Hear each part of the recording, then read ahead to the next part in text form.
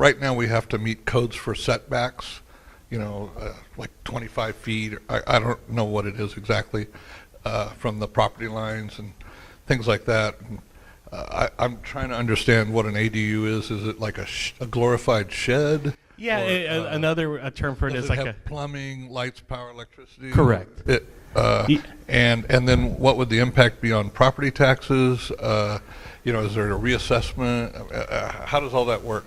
I can somewhat answer that in that I think the California Association of Realtors are in support of it because it wouldn't increase the property tax because it's currently the within the property, so there wouldn't be an additional tax on it.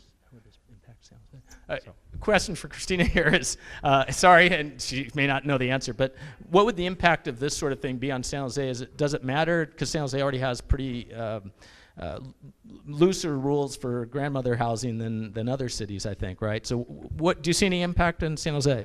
Yeah, sure. So currently under the prioritization process, San Jose is going to be looking at their accessory dwelling units ordinance under the Muni Code. So right now, it applies to certain residential zones, and they're going to be expanding it to R2 residential zones.